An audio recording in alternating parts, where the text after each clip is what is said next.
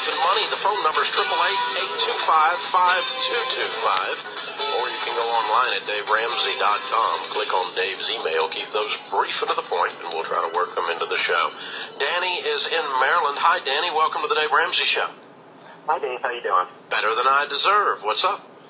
Well, 10 years ago, straight out of high school, I joined the Army, and I was involved in an accident and training, and little did I know, but I fractured a little piece of my back, and my spine has been slipping. Well, I got out of the Army. I've been an electrician for 10 years. I love what I do, almost about to start my own business, and I find out that I need pretty much emergency surgery this month to fuse my spine back together. But I'm used to making, $3,000 a month myself. My wife makes $1,000 a month. And I just did apply for disability through the VA, so I'm getting $1,000 a month through them now. But I just don't know, how I'm going to go from making $5,000 a month down to $2,000. I assume that's a temporary move, though, isn't it? Hopefully. They think it's going to take about a year for me to heal up. And I tell you, I've just been emotionally wrecked about the surgery. Like, I don't want to get the surgery. My wife is, begging me to. And, basically just been emotionally distraught over the whole thing. Mm-hmm. Well, I know back pain is,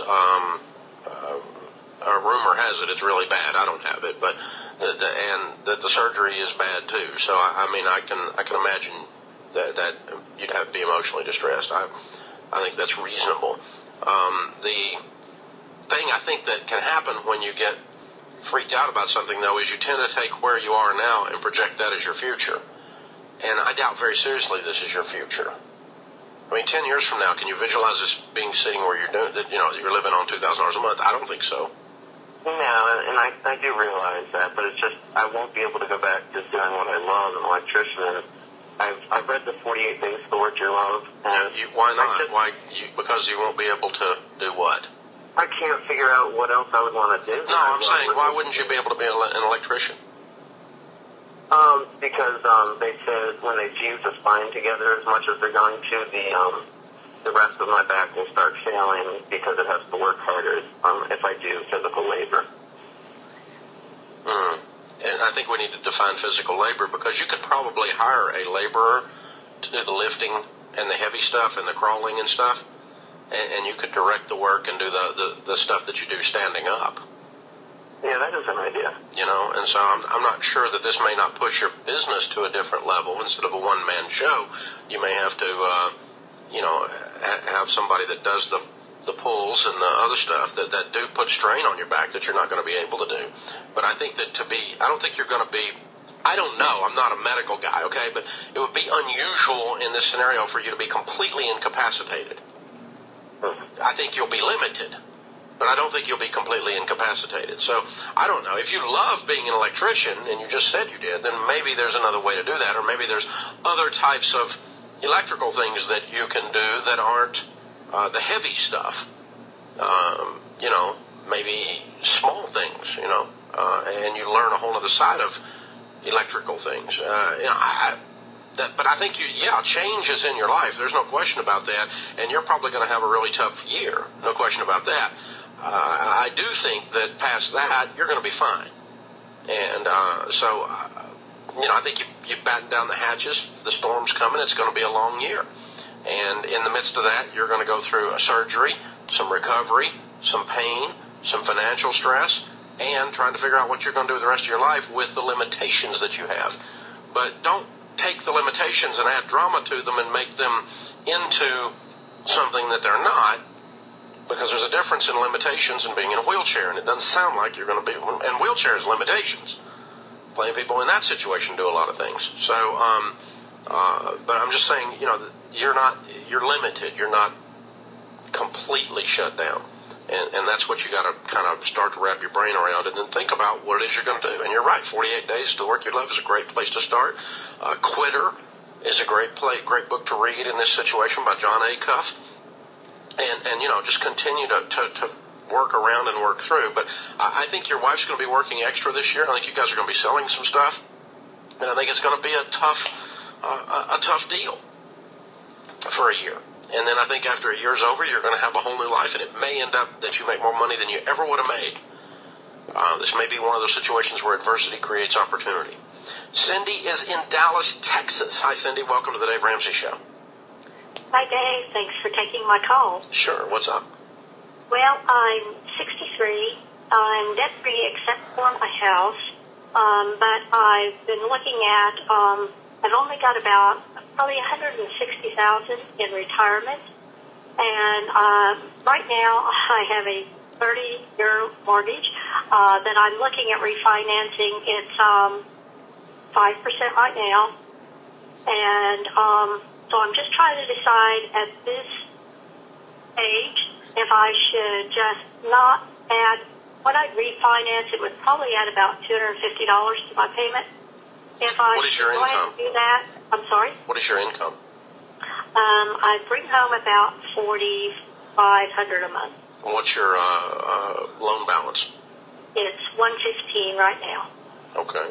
And so if you save 1%, you're going to save $1,100 a year, right? Yes. So if you drop from 5 to 4, you'll save $1,100 a year, but you're going to put it on a 15-year fixed. That's going to raise your payment $250, correct? That's what he told me, yes. Yeah, okay. And I don't know why you wouldn't do that. If you're going to stay in the house, you should do that. Okay, I was just looking at, well, if I don't know that I would be able to really realistically get it paid off, and if I should just take that $250 with additional money and just swap it and build up retirement more. I am already doing 15%, but I'm just nervous about not having any more in there than I do. Well, I think it's wise to be nervous. I don't think it's wise to be nervous to the point you're freaked out.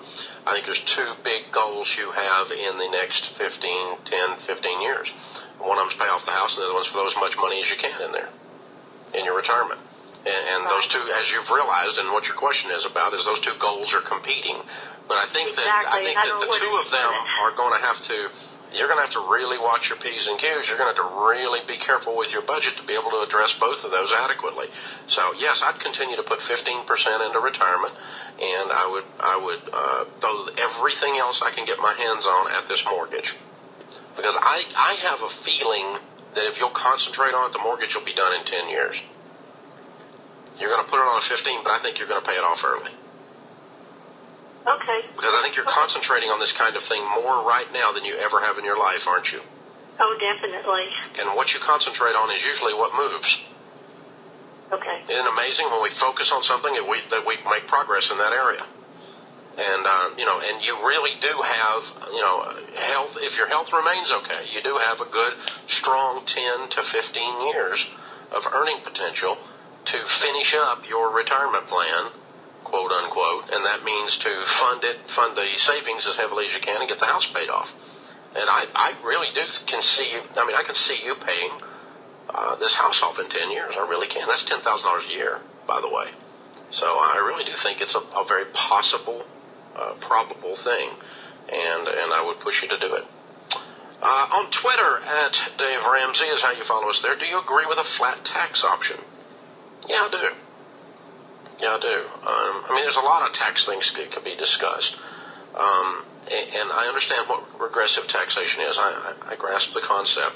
But 47% of American households do not pay any federal income tax. Now, that's just morally wrong. That half of America is carrying the other half.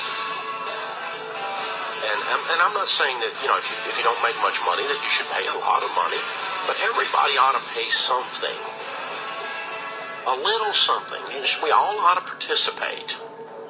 And, I wouldn't gripe at all about the taxes I pay if I didn't pay a higher percentage of my income than someone else does. That just isn't fair.